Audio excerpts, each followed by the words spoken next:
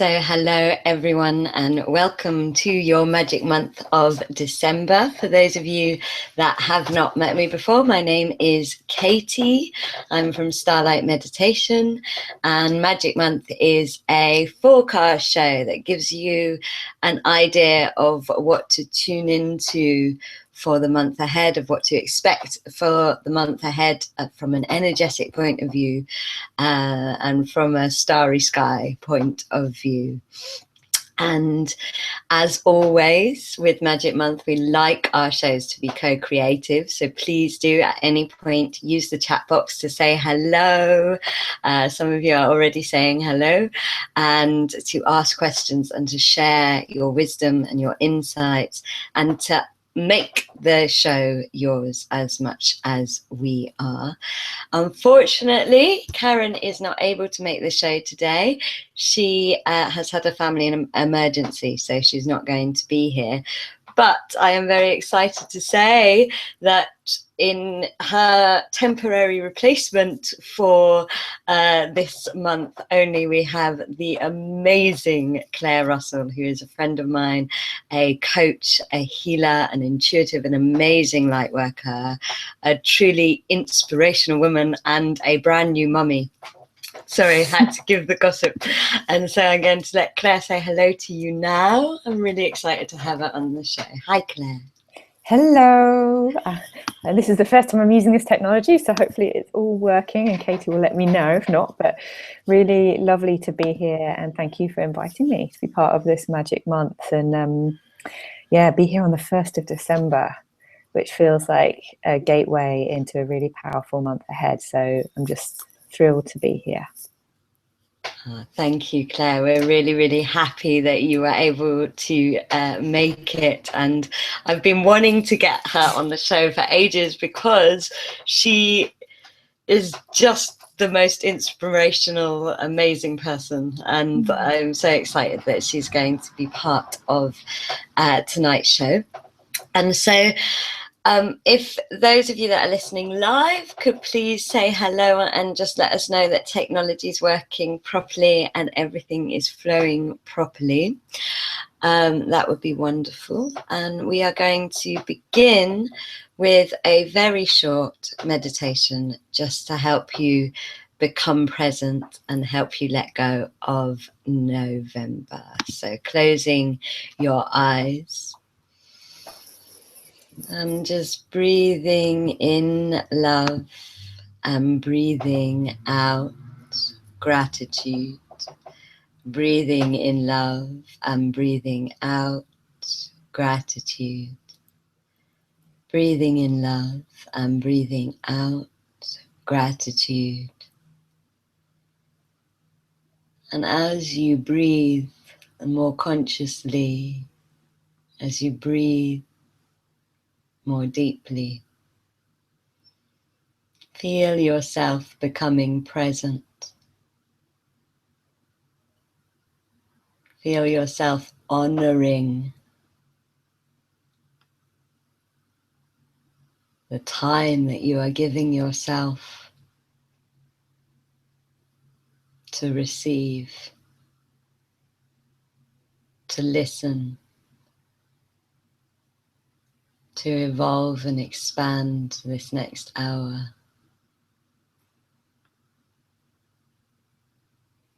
And as you breathe, feel how your out-breath just naturally relaxes the muscles in your physical body. Feeling the tiny little muscles around your eyes relaxing, and that relaxation running down your spine. Letting your physical body become heavier as you give the weight of your physical body to the earth. And really acknowledge the gateway that is the first of the month.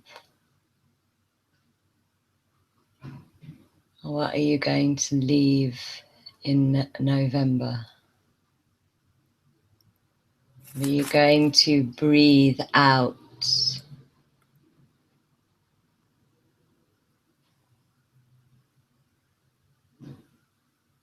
and leave in November.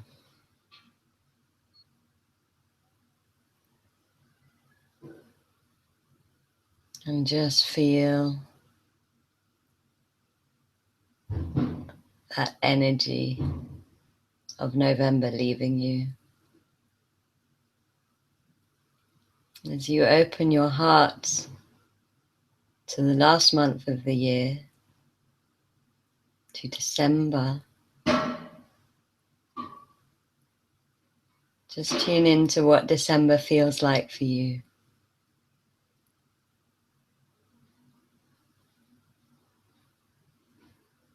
And just breathe that out.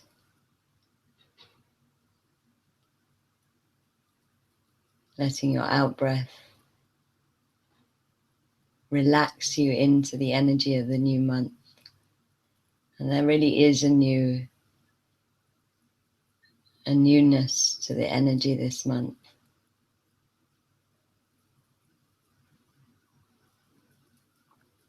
Because it's also the start of a new season.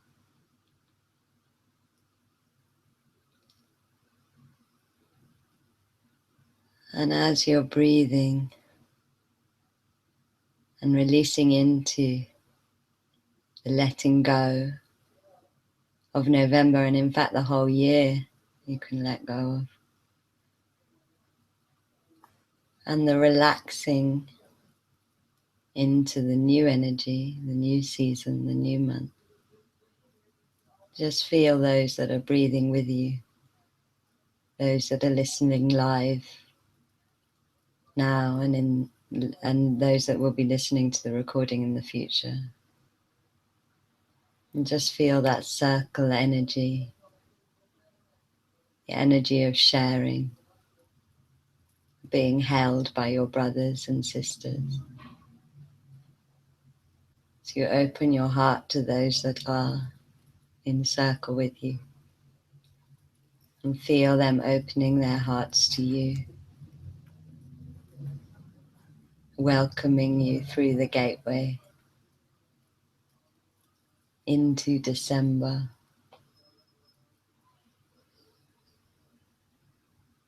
And taking a deep breath in, noticing how you feel. Breathe in love and breathe out gratitude. Breathe in love and breathe out gratitude. Breathe in love and breathe out gratitude. And when you are ready, open your eyes and come into the room. And so, thank you all for becoming present for your magic month. I really felt you all as we came into circle, and I really felt the gateway energy that we are in today and at the moment in general. And Eddie, just so you know, we are live. You've managed to chat with us, so I'm not sure what's going on technically, but please let us know if you can hear and see us now.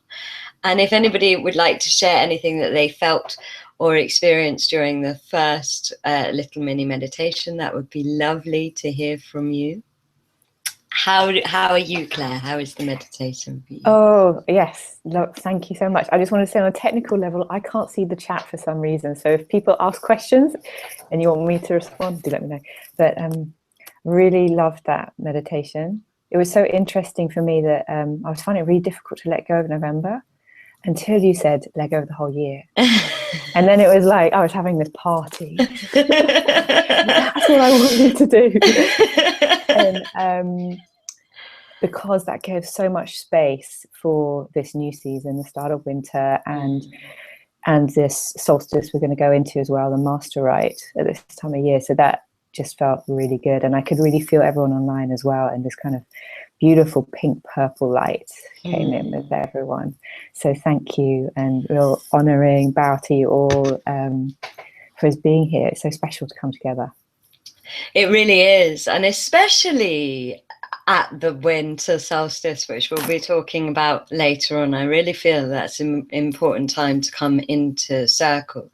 Just to give everyone a quick update or forecast for the month. When I started kind of tuning in to Magic Month, I really saw December as being like a cauldron of like swirling energy, and it felt like everything that we have been working on personally and collectively and breaking through and facing, and everything that's been happening over the last year was being poured into this cauldron. And it was like the crone of winter was like whipping it all up and turning it into medicine, turning it into a potion from which we will rise. And that's really significant as an image, because this is a 9 year, 2016 adds up to 9. And so it's a year of completion, which always means that it's a year of death and then rebirth. It's also a year of really having to face ourselves and let go of that which is ready to be completed, that which is ready to finish. And I think that in December we're going to feel that even more, because it's really the final hurdle. It's the final completion of a very, very intense, fiery, transformative year. And my experience with the universe is it works in a cycle. And so whenever you heal something and transform something, there is always another round of it that comes up, kind of like a test or a final, like, go on then, have you really cleared it? And I feel that energy in December. It's also significant that the last of the supermoons is in December, so we're really ending with this big massive supermoon, this 9 year after 2 supermoons leading up to this supermoon. And so it really is all about completion, and that supermoon is just before the winter solstice, which is really where the darkness that the completion creates, that's where the dawn is going to break. As you know, those of you that listened last month, we're in a collective dark night of the soul, which ends on the winter solstice. So there's a lot of building up and stirring and cauldron activity happening that isn't going to make sense until the winter solstice. But I feel that the winter solstice is going to bring an awful lot of clarity, an awful lot of power, an awful lot of direction for people and their paths.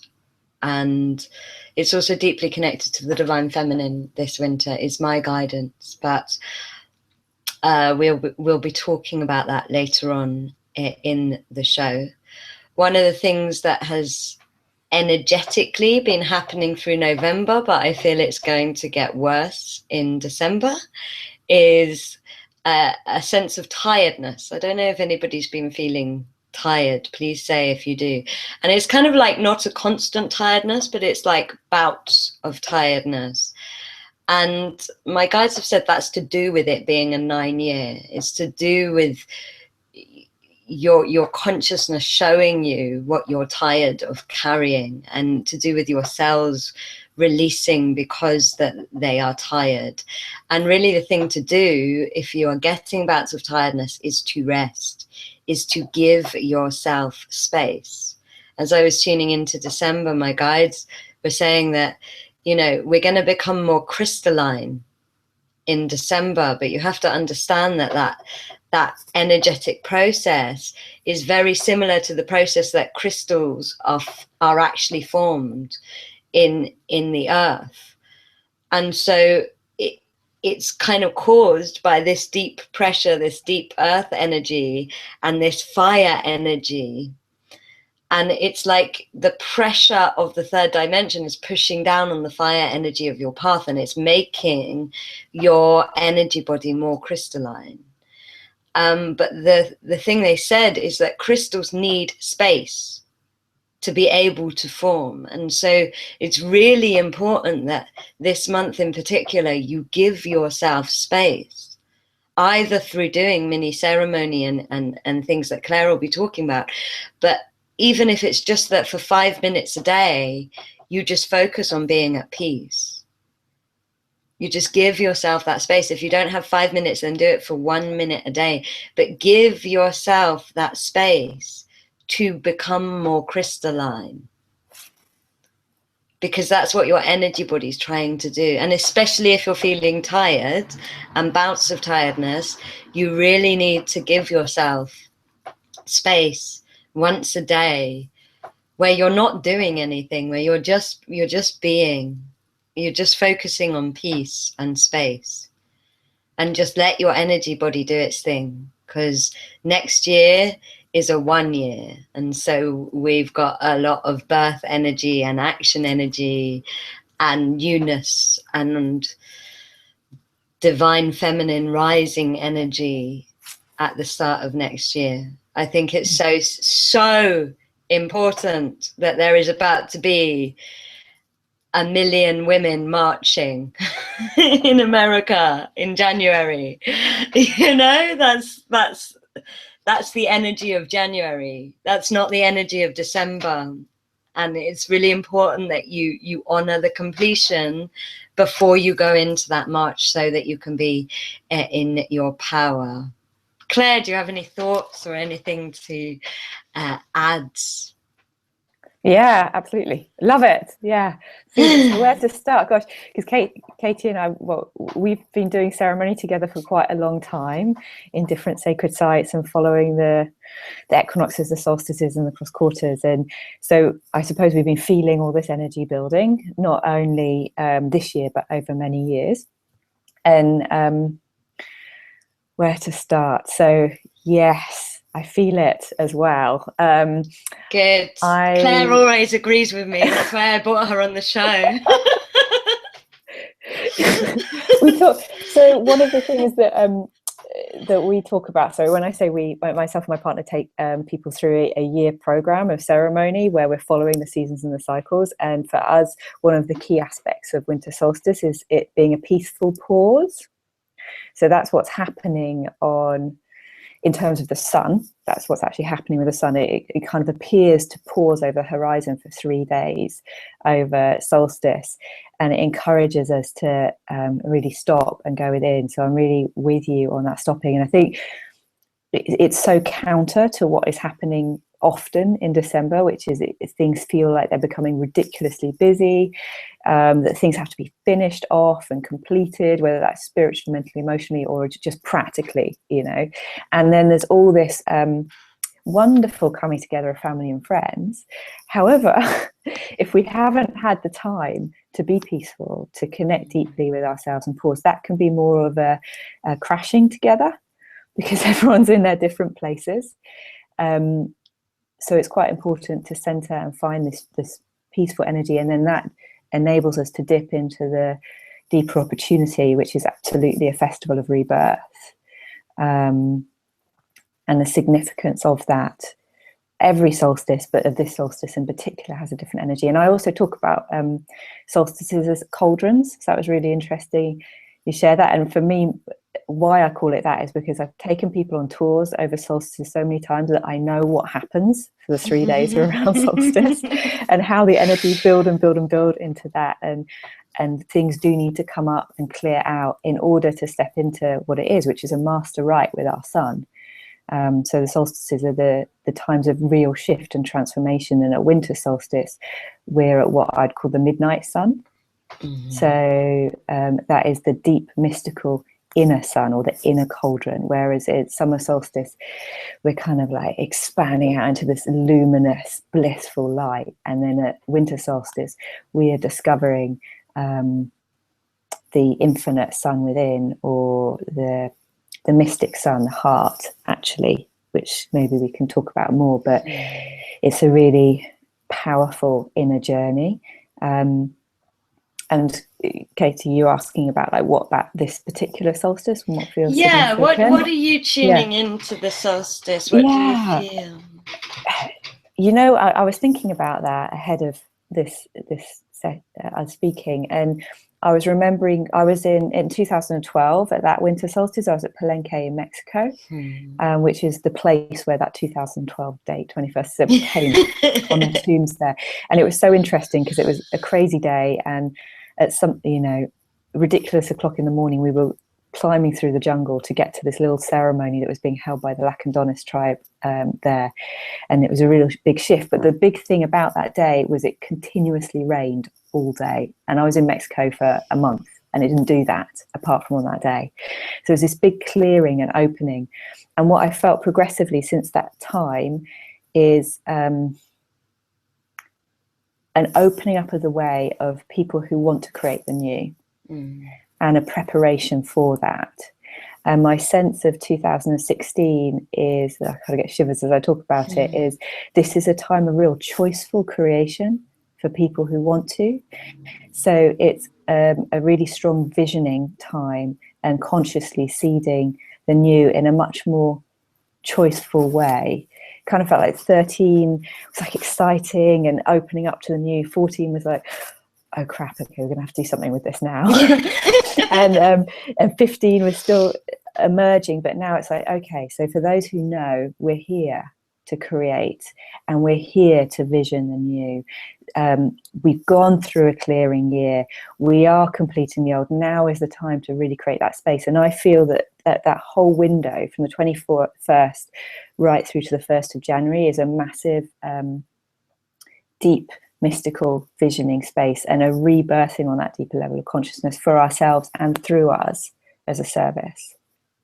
I so agree with you. I really, we're going to be talking about it later, but I feel like that kind of ownership energy that you are talking about is so key to this winter solstice, because there comes a point where we have to bring everything we're doing energetically into physical form.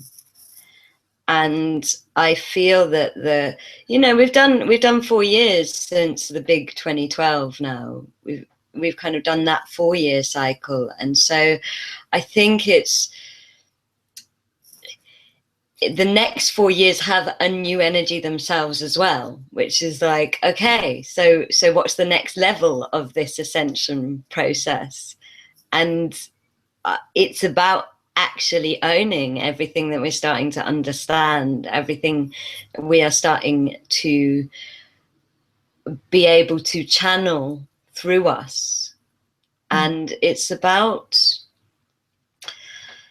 taking responsibility. Actually, the world's, if 2016 taught us anything, it's that we have to become more responsible. And how are we going to become responsible is really up to us. But I think one of the things that I like to do on the winter solstice, and I'm normally with a group, I'm normally leading ceremony, but it's a lot of it is about just listening. Okay, what's the year about?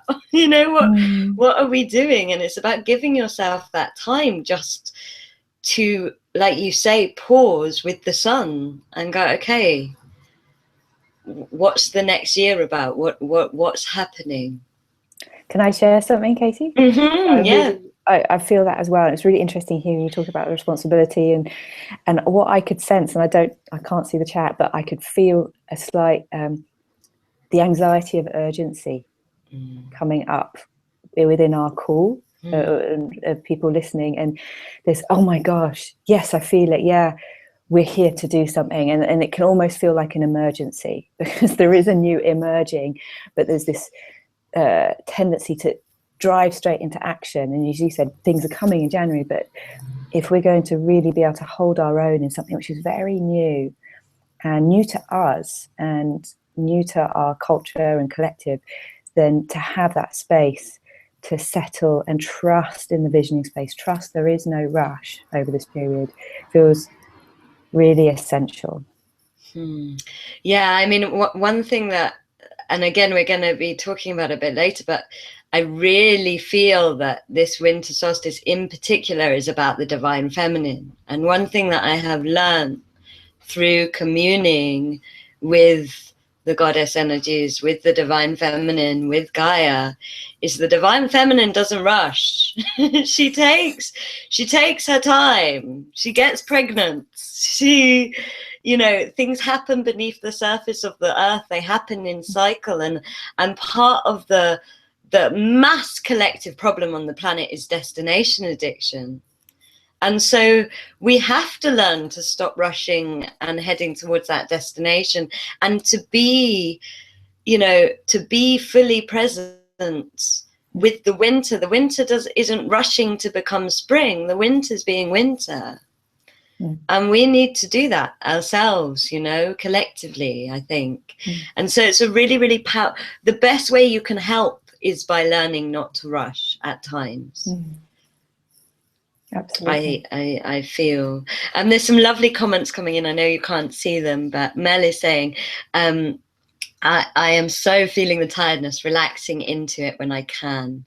Yeah, thank you for saying that. I really think that, you know, tiredness should always be reframed as the fact that you just want to relax. It doesn't have to be the burden of tiredness. It can just be wanting to relax, which is always nicer for me than feeling tired. And Renata saying, amazing. All of this so resonates with what I have/am experiencing. I'm so happy that it's resonating for you all. If any of you have questions, please do type them in, or if you just have something that you feel you want to share, please do. Claire, you're doing lots with micro ceremony, aren't you? Which I think is really interesting. Can you tell us a bit about micro ceremony? Sure, yeah. Ceremony really came to me knocking at my door maybe 7 or 8 years ago, and I became aware of just how powerful it is, but also how sometimes inaccessible it feels, that we have to do it the right way, and that maybe it belongs to certain traditions, and if we're not crossing all the I's and dotting T's, then we can't do it, and that it has to be something big and outside of our world and life. And what I've come to realize is that actually the more that we can make it relevant and authentic to us, the more we can bring it into our daily life, the more powerful it is. Specifically because I think it is this bringing together of worlds, the physical part of the goddess journey is actually that the spiritual and the physical are all one, and honoring our daily life as a spiritual journey and a ceremony. And why not? Why don't we harness that in 5-minute bursts in a day? Why don't we make those small moments acts of ceremony? So, for example, as part of our winter solstice program we'll be doing is acts of conscious stopping for winter solstice, which is really easy to do. So I'll give you an example of one. It's when you're walking somewhere, just randomly stop and take 3 breaths. And notice where you are, notice what's around you, notice what speaks to you at that moment, notice how you feel in your body. Because what you're doing is making conscious your life as a spiritual journey of one that's always connected with everything around you, and everything is speaking to you. So that's one example. I'll give you an example. I'm, as Katie said, a new mom, and my little baby girl is doing very well. She arrived early, so she is being cared for in an amazing hospital locally, and we are with her every day. But one of the factors of that means I'm expressing milk a lot of the time as a new mom for her, and because you need to. And I'm traveling around with all this expressed milk, which is not sterile, so I can't give it to her. But I'm doing mini acts of ceremony with it everywhere. So you kind of use what you have to hand, which in my case is breast milk, but it could be other things for you. And it's so powerful. I mean, wow, to offer the gifts of that abundance of milk, but it could be anything that you have to hand in any moment, and to offer it to the earth and to create that purity is really good. So I kind of encourage people to be spontaneous even if it feels a bit funny, but you feel directed to do it and it feels good, and go for it, because we are constant, amazing beings who can support ourselves and the world through being conscious in our acts of intentional ceremony and offering and blessing. I love that. I love modern day ceremony in that sense, like offering what you have and working with what you have. I've done quite a lot of traveling and suddenly realized that I need to make an offering at a waterfall, and all you have is what you have on you, and so you just work with what you have, and sometimes they're the most amazing offerings and ceremonies, because it's humbling when you haven't got a big bag full of crystals and all of the tools, and instead you just have what you have in the moment. And I think it's so powerful to offer breast milk. I think it's beautiful that you are doing that. And so what the planet needs right now is, she gives us so much, and when you make offerings, you are giving back energetically to her, wouldn't you say, Claire? I think. Yeah, very much. And I just want to describe how the breast milk offering came about, because you might find the same. As I was literally in a toilet going, well, what am I going to do with this breast milk? And realized just the power of it, like the power of the life force, and it's got DNA in it and all sorts. It's amazing. And I can't just tip this down the sink. I need to be doing this really consciously as an offering. And it was so powerful, it brought tears, because I knew that as that was going down, it was actually in London, wherever I go, you're dropping these seeds of intentions. And actually, it's a very feminine thing to do, whether you're a man or a woman, to offer bodily fluids of different things. I know, Katie, we've done this before. And at this time of year, as we are going within and we are letting go and completing, know that your tears are powerful too. And they are not to be wasted or scorned. Like, to take a tear from your face and touch it to the earth as a blessing is one of the most profound, beautiful things you can do, because actually opening the floodgates anew through the feminine is being willing to grieve, is being willing to let go and complete. That's actually a lot of the mystic journey of Yeshua as well. Very different archetype than a normal hero. He's willing to cry and show all of his emotion and be compassionate, and that is the healing that's going to bring him anew. And we need our emotions. Nature's a drama queen, and we're of nature, and so it's unnatural to not be having your emotions. And especially the divine feminine aspects of nature loves the drama. I live by the sea and I hear her monthly cycle regularly, because she expresses, and we need to. It's so unnatural not to be expressing, and if you can make ceremony out of your expression, then ceremony makes everything powerful. That's what I've learned. It makes everything more powerful, more significant. It allows you to be heard by aspects of yourself and by aspects of the universe. And yeah, I'm pro offering bodily fluids, whatever ones you have to offer at any point. Like, just offer your bodily fluids. I actually did a webinar about how it's so important that women start offering their blood to the earth, because and the science has actually discovered that. They're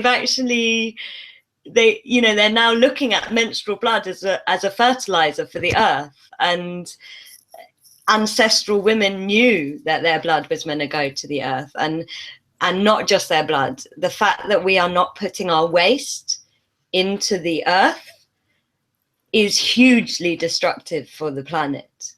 I had an amazing person speaking about Standing Rock, and he was saying, oil is death. It's the energy of death.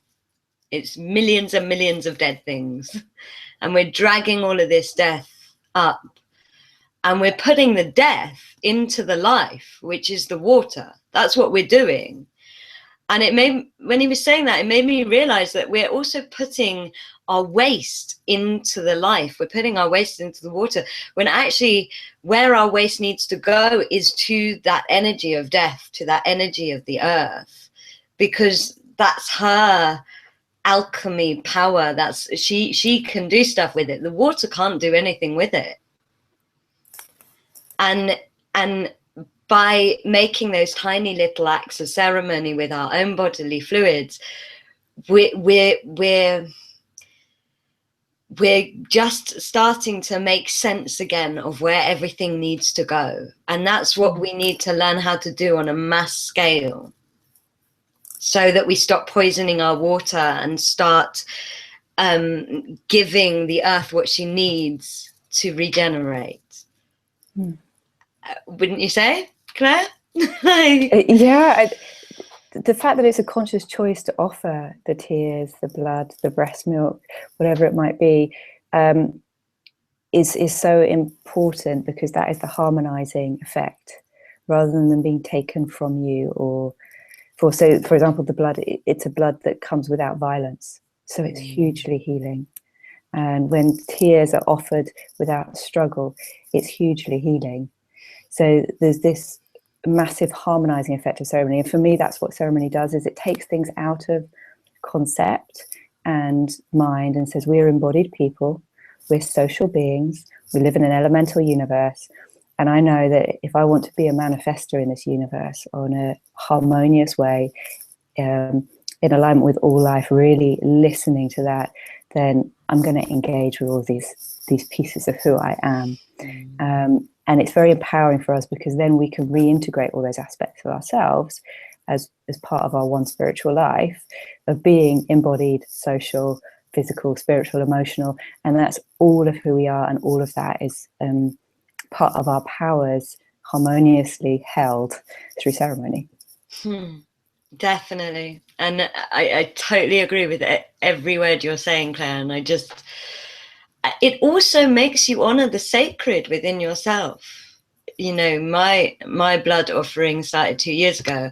I will never go another period without offering my blood, because I love how sacred it makes me feel, as well as all the good things it's doing for the planet and the energy of the planet. I miss my period.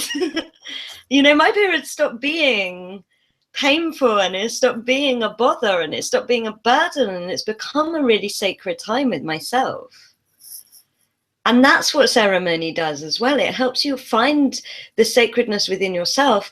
And when you find the sacredness within yourself, that's when you find your power. That's when you find the part of you that can manifest.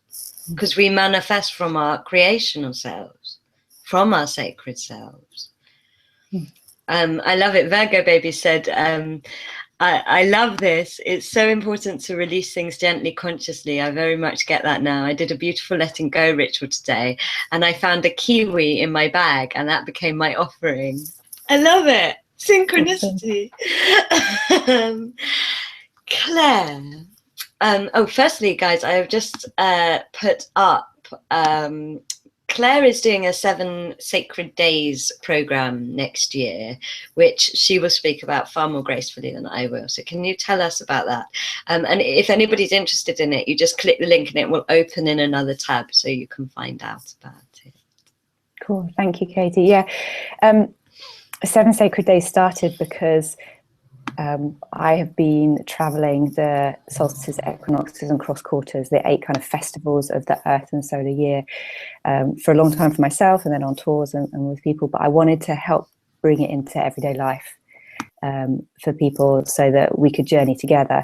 And for the last nearly a year now, I've been taking a sacred tribe through a journey where for 7 days, every solstice, equinox and cross quarter, we tune into and work with the energy of that festival.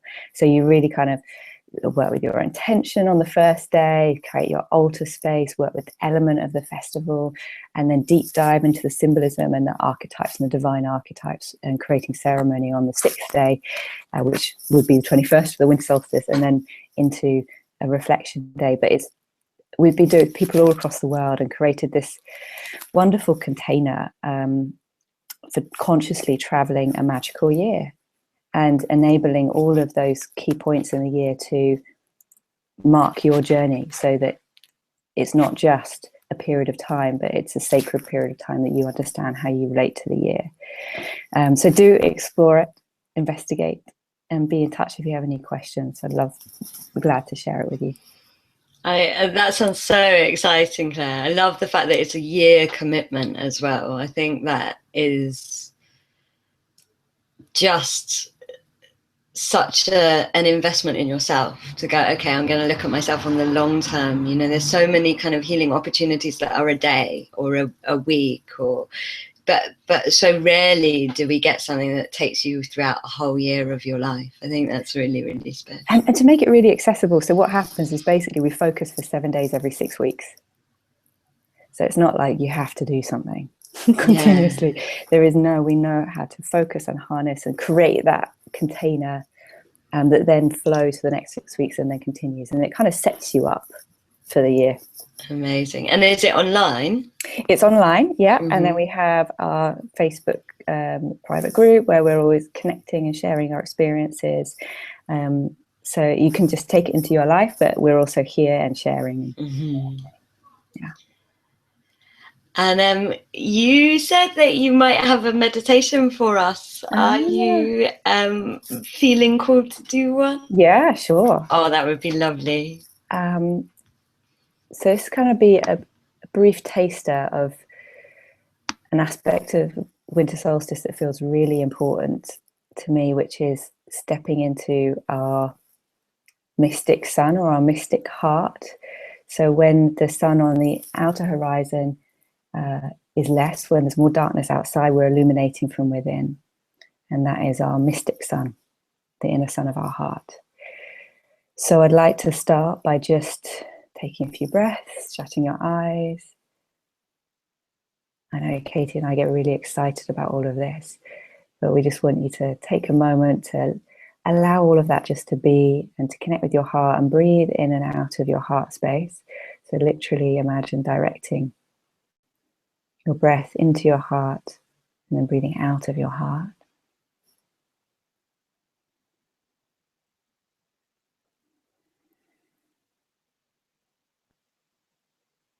Sacred space of creation, very center of your being.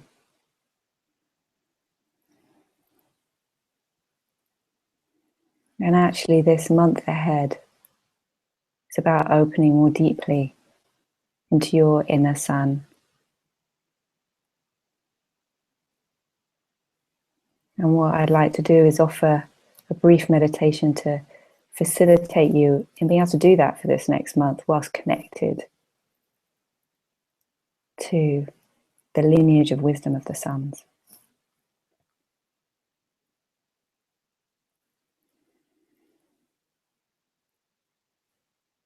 So as you're breathing in and out of your heart, just have the gentle intention, I awaken mystical sun within.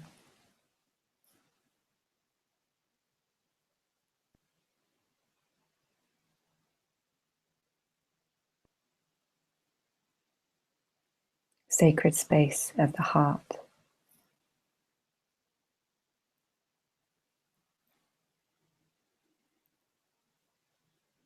This is your fire, your light potency from within.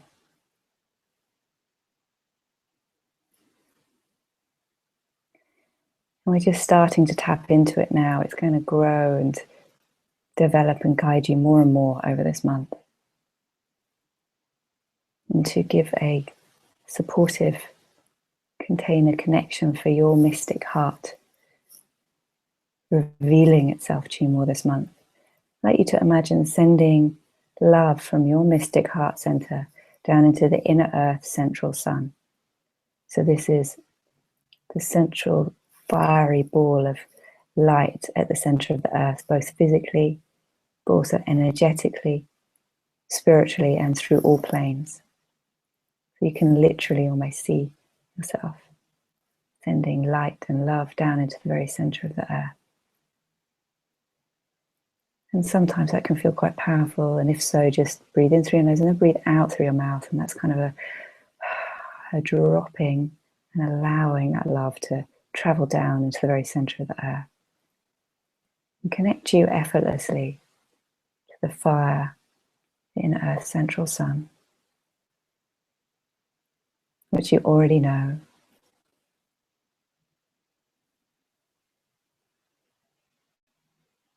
And as you send that love down into the earth, also give space to feel that love coming back to you from the inner Earth central sun.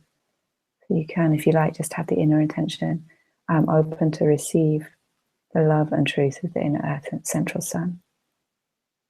And then breathe deep.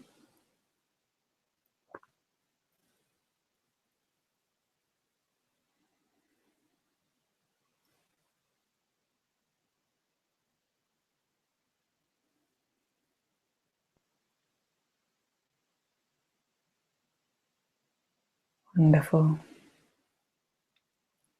So that point of light connection will stay with you. It's there. May even grow.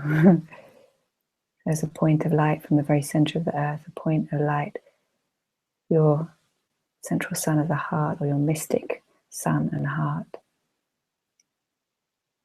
And then from this mystic heart, sun, solar center, now send your love to our sun. So sending, almost imagining, feeling yourself sending light from your heart up to our sun, which is known in the Mayan tradition as Kanichahau, which literally means the first kin, the firstborn, of which you are born. The sun is your relative, it's your family. It's the stream of light information, it's the path of the stream of light information from the universe. It comes down into our solar system, comes down to you. So sending love to our sun, Kanichahau. And also opening the gateway of your being to receive the light and the love back from our sun to your mystic heart sun. And breathing with that.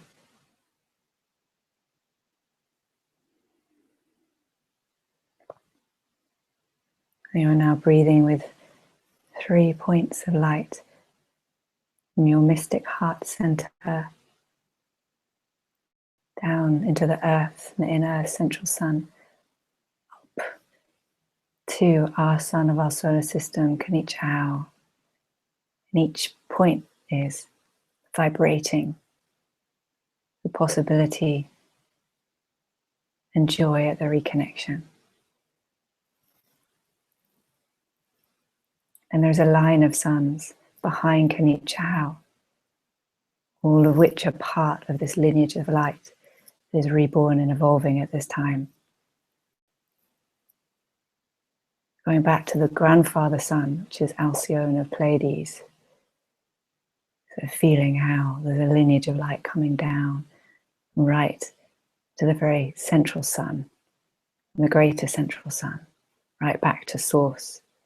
How this line of lineage of light is coming down to you now. Just breathe with that. All anchored and held and manifested through your mystic heart and through connection to the inner earth central sun. Now, this can be a powerful meditation that we seem to have dipped into very quickly. And what can really help it integrate is as you breathe in and out of your heart, mystic center of your being, what I'd like you to do is on the out breath is intend to make a sound which is going to help you integrate all this energy and prepare you for the month ahead. I'm also going to make some sounds to support that, but it's even more powerful when it comes to you. And whatever comes out your mouth is just perfect, but you're intending to make the sounds of your mystic heart to integrate and prepare you for this journey of rebirth over this coming month. And so breathing in. Om Korea Korea Korea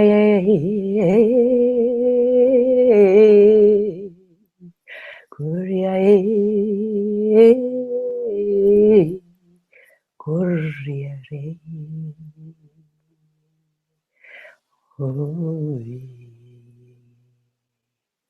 Oh.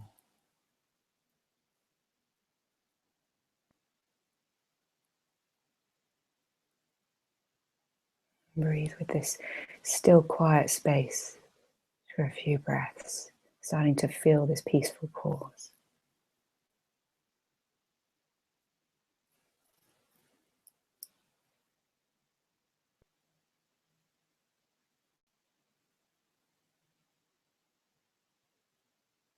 Wonderful. And so slowly we're going to be coming back into this space, and Katie's going to be taking us on in our journey this magic month. But just allow this to resonate with you. Maybe drink some water, trusting the integration process.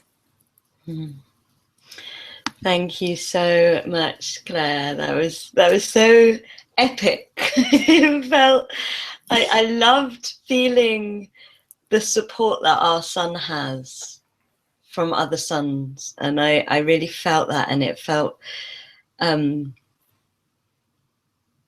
really re-energizing and really exciting, and honoring the sun within the earth felt really right. And it was so synchronistic, because I am running a 5 Elements of the Soul course, and we've just come into Fire Week, and actually a few of the people that are listening live are on the course, and so it felt really kind of relevant to that course as well, and to connecting to fire and what it means. And I love that this idea of the mystic sun and the fire inside of us. I think that's so beautiful. One of the ways that we're looking at fire from a soul element perspective is that fire is really your dharma and your path and your destiny.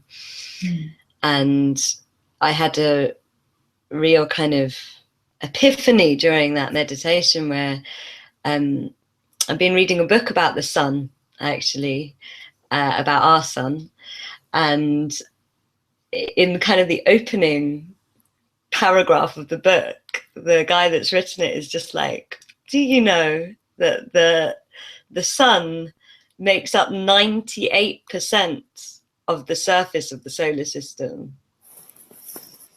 So everything else in our solar system is in the other 2%. Wow. And it really kind of brings it home how powerful the sun is, and how important the sun is, and how unimportant Trump is.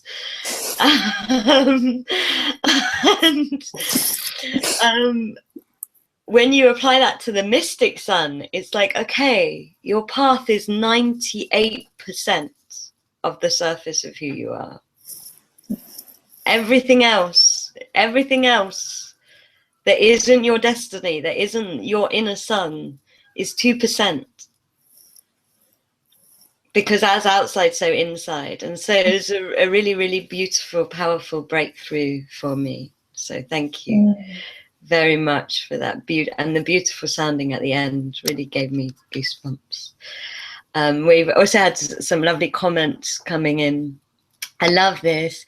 It's so just things like yay and thank you, and I love this, and so thank you very much. It was a very, very powerful meditation. How I would like to I think it's time for card of the month, just to give us a break in between the two sections of this magic month, even though they're so interlinked, the two things that we're kind of talking about tonight.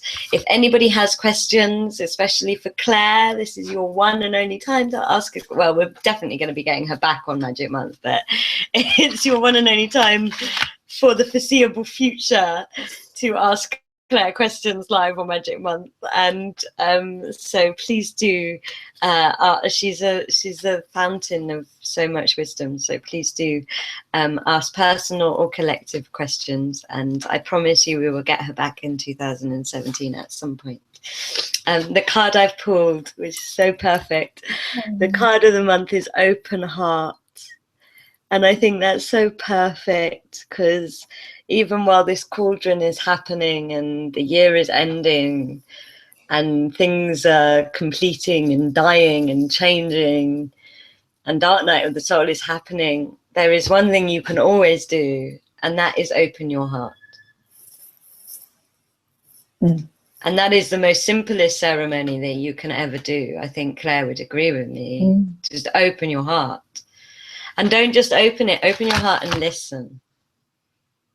Listen to what your heart has to say.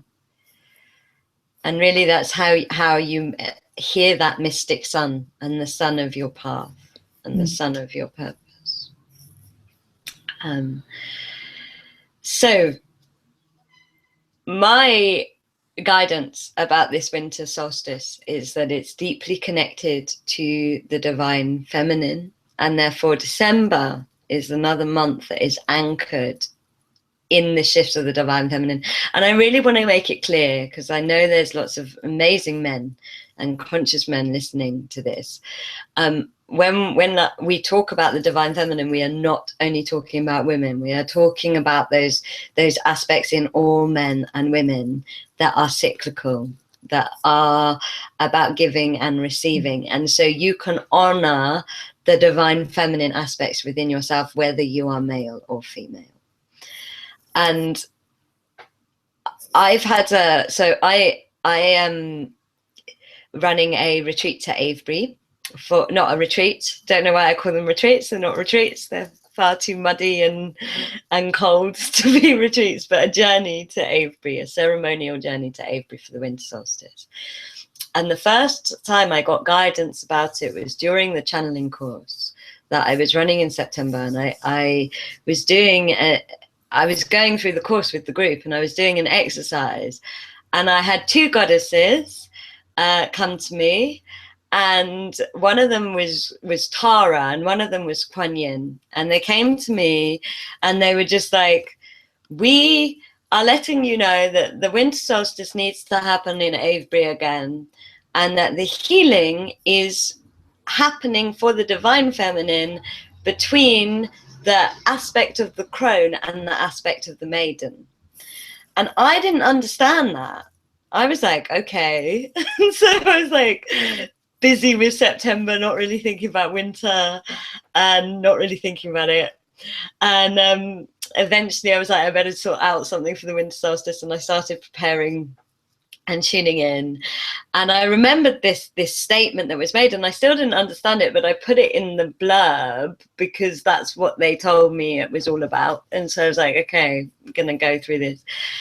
And really I only understood it this weekend, because this weekend I held the last ever womb workshop of the year, and I've had an interesting journey with my womb workshops in that different ones have just naturally called us to different aspects of the divine feminine. And this womb workshop called us to the dark goddesses. And I was receiving quite a lot of signs for them and slightly ignoring them, because the dark goddesses can be a little bit intimidating energetically. And the night before the womb workshop, I was like, okay, I've got to start finding out about these dark goddesses, because I've got a workshop to lead on it tomorrow. And I had the most amazing conscious search through these dark goddesses, and I found out about all of their original stories, and I realized that actually there is one thing that the dark or the midnight goddesses have in common, and that is that every single one of their stories have been corrupted and demonized, and they have been turned evil. And I believe the reason that they have is because they are all witches. They are all They are all the most powerful in their original story. They are the most empowered, independent, and witch was kind of the most common word that all of these goddesses from all different religions and fables, all of them are being called a witch. And it really made me understand that that place between the crone and the maiden is the midnight place, is the place of the mystic, is the place where the crone actually starts to stir the cauldron and become the witch and become the woman that can change the weather and can be so in her power that you wouldn't mess with her, basically. And that is the guidance that I've had of what is being healed collectively. Certainly that's what my Avebury is dedicated to with the women that I am taking. It's that change the weather power. It's that power that was desperately suppressed by every Western society and many Eastern societies in the world. It is that power of harnessing nature in a way that is the most powerful you can be as a manifester, as a channel of the divine feminine. It's the power to create and end life all in one go. Mm. And this is the energy that is going to rise on the solstice, according to my guidance, within us, because we are the carriers of what is happening on the planet at the moment. This is the energy that is going to rise this winter solstice. And that's why it's so profound that they're trying to plan a march of over 1 million women in America, because that energy is rising first. Mm. And so it feels really sacred. And then, because Claire is amazingly intuitive, you're also working with dark goddesses, in particular Persephone. So can you tell us about her? Yeah, definitely. So very similar in that our Samhain journey, which was the last cross quarter for winter solstice, we worked with Hecate, who is the crone wisdom.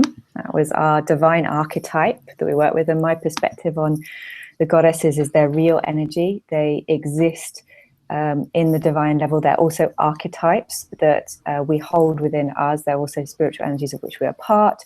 On many different levels, they're kind of mythic stories that guide us. So we started with the crone, and from the crone, from Samhain, we're moving into Persephone, who is the maiden aspect, who brings the spring. But how she brings the spring is she gets pulled into the underworld by Hades, who dramatically takes her and is kept down there, apparently against her will, but I talk more about that may not be exactly as it is. That might be part of the twisting. And then is apparently forced, she might be past the twisting, through having eaten a pomegranate seed, to stay down there half the year. But actually you could see this as a very different journey when you release the fear of the darkness and see it as the womb of creation and of the unknown and of the cosmic void and the beauty of the velvety darkness in the sky, and that actually it's not the great fall, it is the divine descent. And that divine descent is also mirrored in Yeshua's journey. So he moves from coming down from above to being nailed to a cross to going into a cave where only the women go.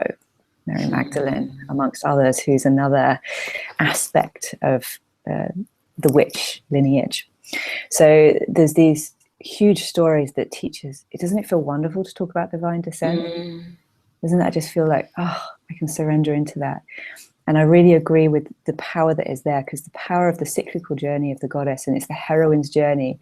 Again, male or female, doesn't matter. We've taken this like audacious hero's journey as a culture, which is about progress and forward.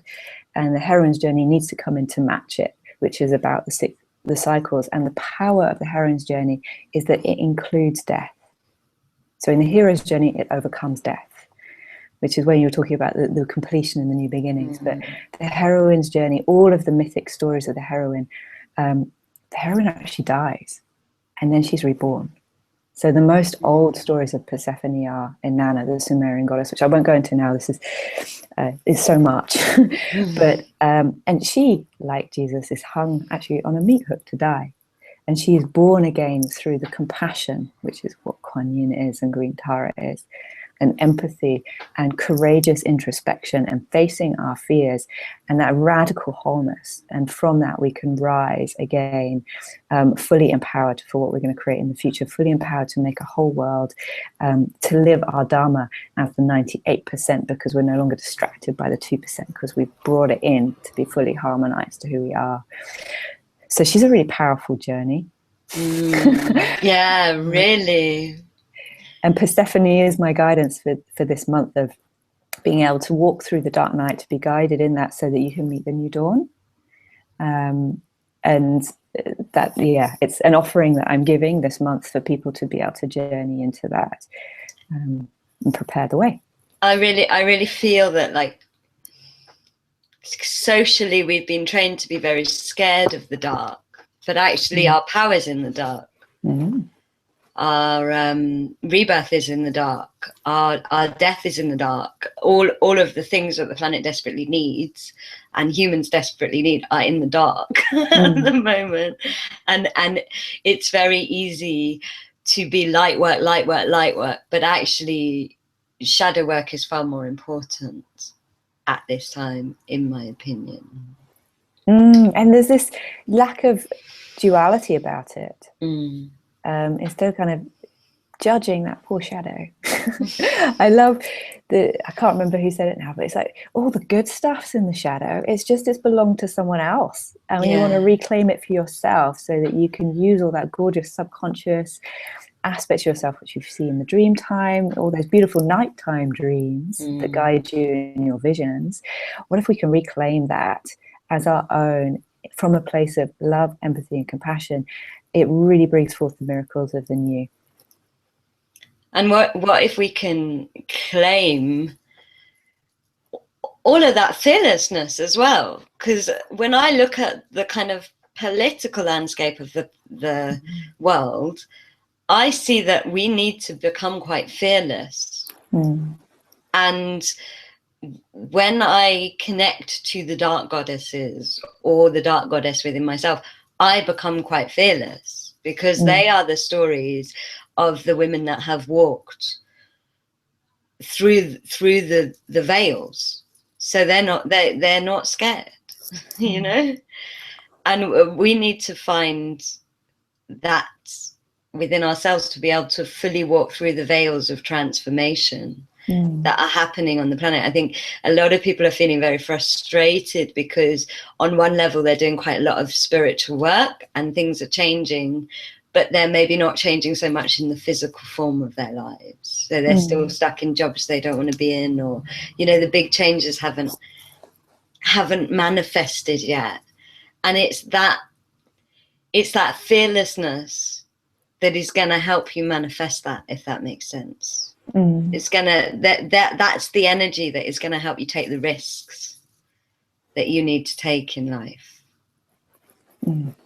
It's kind of stepping out of reacting to fear to incorporating your full energetic experience of life as part of a rich tapestry that you're free to move with fully. So we're going to feel that delicious excitement of feeling vulnerable and the power of vulnerability, which gets interpreted as fear in other ways, of exploring the new, of taking risks. It's gorgeous energy if we can step into a more loving space with it, which enables us to be fearless, I believe. And of death, things need to die in order for, you know, I'm really pro working with the emotion of grief, if you can even call it emotion, because you know, often we need to grieve what our reality is giving us in order to change it. Yes. And that's really something to tune into, especially as this year of completion is ending. What's ready to die? What are you ready to actually grieve, to actually let go of before the winter solstice? That would be the question. That is going to be the question I'm going to be asking myself as we come up to the winter solstice. What do I want to have die now? What's actually ready to go? Mm. Not partly, but fully, because that's what death teaches us. It's about fully letting go, as opposed to, I want to change this, but it actually keeps me quite secure, or it actually keeps me quite safe, you know, which isn't fully letting it go. And that's when you get that kind of conflict between your destiny and the life that you're leading, when you're not letting things actually die that need to die in order to create the space for the new stuff to come in. Yeah. What for me is true is that if you're going to really, really love, you're going to grieve. Because part of really loving is letting things go and have... It's such an important part of living life fully. It's a part of heart wisdom, because it's an act of love to really grieve and let go something that's been in your life. You can't... There's a beautiful man called Grief Walker. I recommend looking him up and looking up his shows. He teaches people how to grieve so that they can love. And deeply powerful, moving. It is the path of water. It is the path of the feminine wisdom as well, of not constantly progressing forward, but knowing that by composting all of what we have experienced so far and honouring it through grieving it, through ceremony, we facilitate the seeds of the new to come from that mulch of deadness, which is then creating the new. And I love that you're giving that image, Claire, because that's really what I saw when I tuned into December. I saw this like mulch energy, as you put it, kind of making this crystalline body happen underneath it. But like the year was mulching this month, you know, like the whole year is just going, and we'll see what comes out of that if you allow that. What is then going to germinate in time for the winter solstice? What's going to start feeling the call of the light that the winter solstice is, which is to start expanding the light, you know, what's going to start feeling that and moving towards that from deep inside you. And so it's a really, really exciting, mystical, magical month. I love the energy of December this year. It's brilliant. We are running out of time. So Claire, you have a special Persephone promo offer, don't you, on for how many more days? So it completes. So on the new moon, I offer just to take people into this Persephone journey through a free audio and talking about the myth of Persephone, and a PDF of the Queen Codes of Persephone, which is microacts of ceremony to really integrate that Persephone energy. And that's available on my website now until I think the 6th, which is Tuesday, for free. And then after that, it's going to be charged. So if you want to go and explore Persephone more, take a deep dive. I think it's like a 14-minute audio, including a meditation to enter her dark temple and travel with her. Yeah, go explore it. Amazing. If she's calling you, follow her. That is one thing I think that 2017 is about, actually. If you are called, go. That's the what I feel about 2017. And I am going to send out an email with the link to that to everybody that has signed up for this webinar. So you will get that, and it's totally free. It's a gift to you from Claire. What Starlight has coming up is, and it's the only thing we're doing in the UK for quite some time because we're going off to Japan, but the last thing that we will do until March 2017 is the Goddess Journey to Avebury, which I mentioned. And Avebury's where I met Claire through somebody else, but it's where we met. Avebury's where I found my path.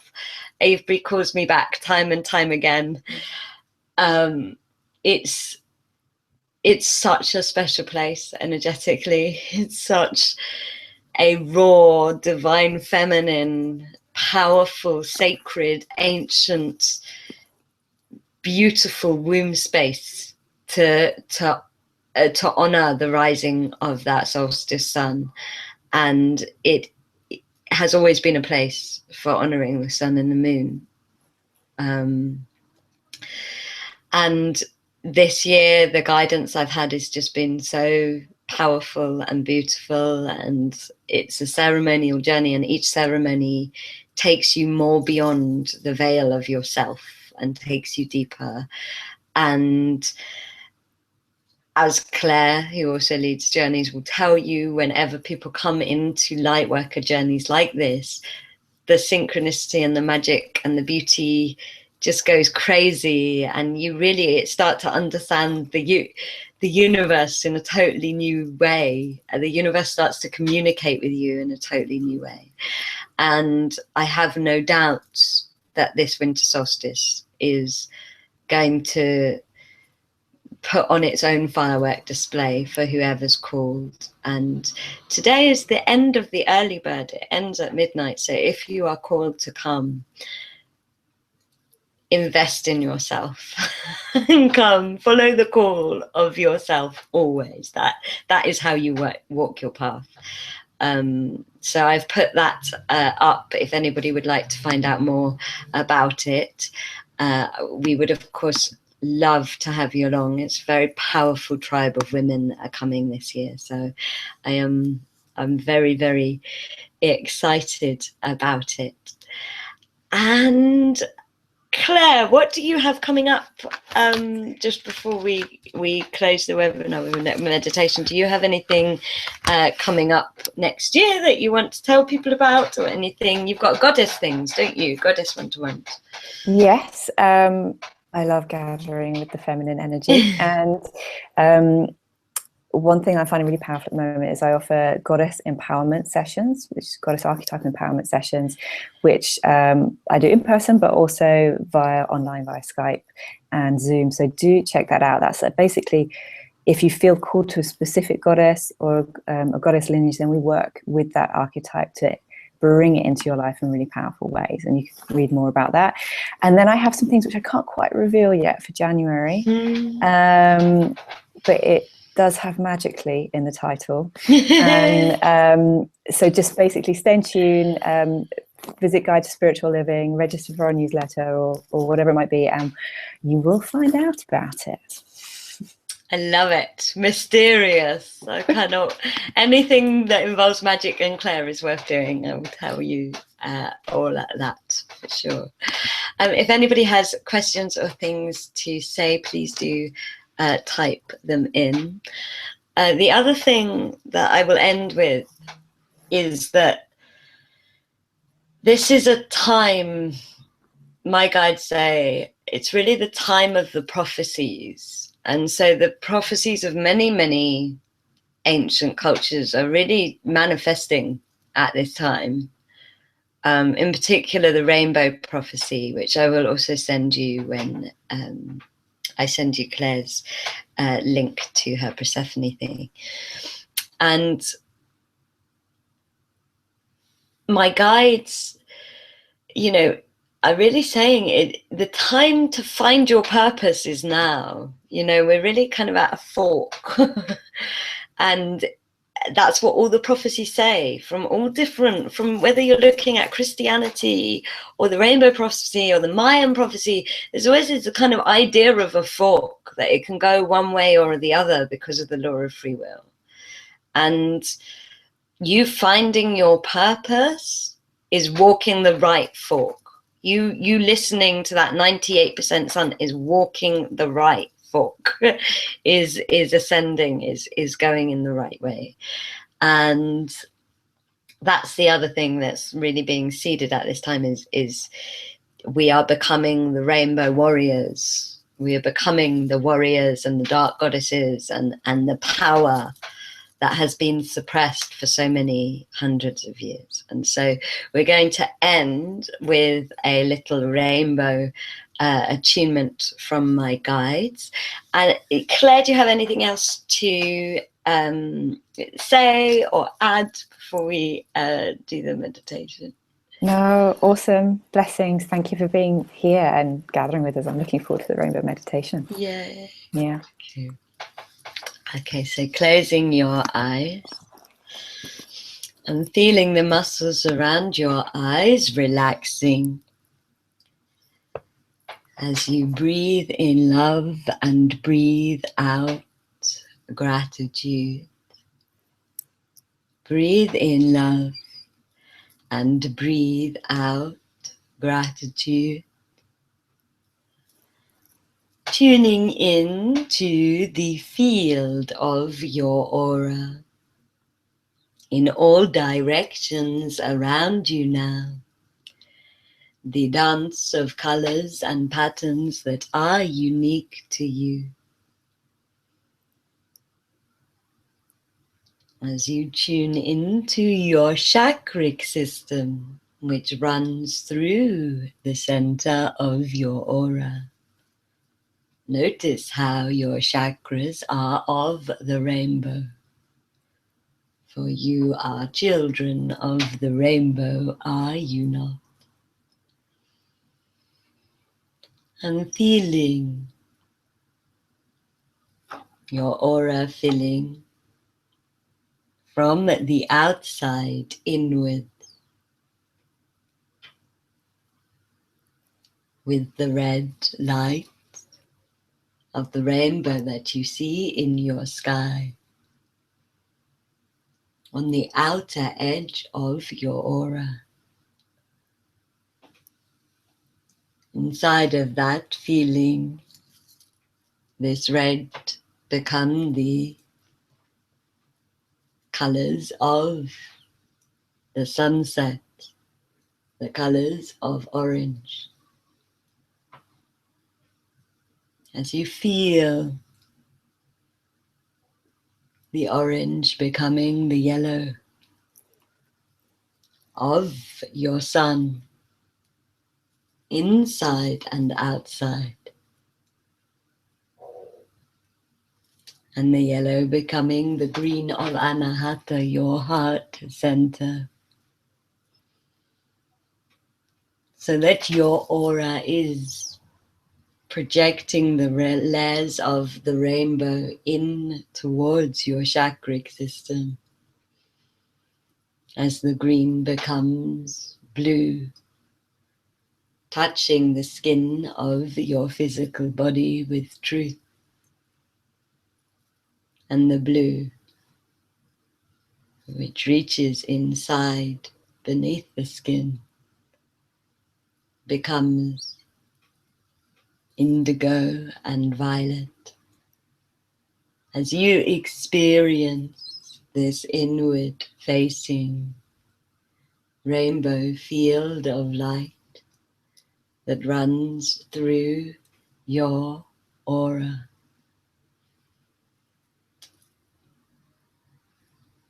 Notice how each of your 7 chakras are being rejuvenated by the pureness of color that shines in toward your chakric system. Know that there is nothing that you need to do at all. There is your experience.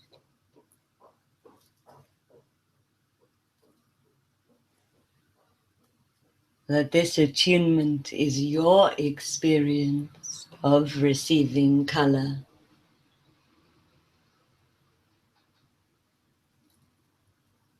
Of feeling your chakric colors become brighter.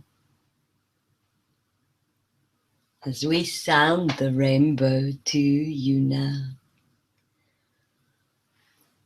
And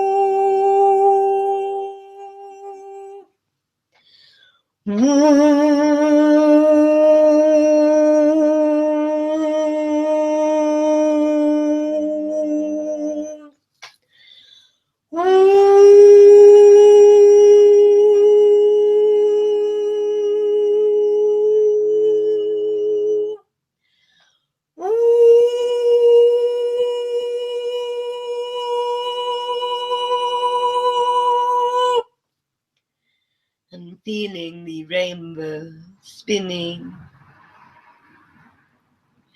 in multi-dimensional directions.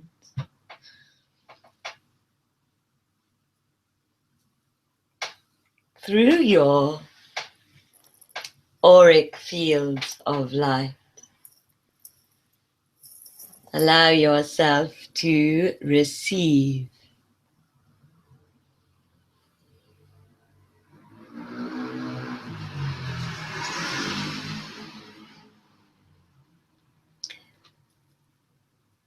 Notice how your chakras become brighter, your energy body becomes lighter, and your body is rejuvenated. We say to you that the way of the warrior is being able to regenerate, to receive, is being able to be well, to be in your health, energetically and in your physical body. Make this your priority as you ride across the rainbow prophecy.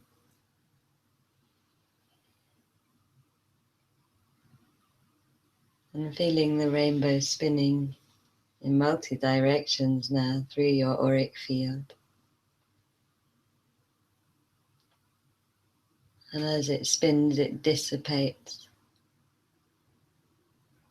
into prisms of light and eventually into white light. Just notice how your aura feels as it returns to its unique dance of patterns and colors all around you. Notice how your chakras feel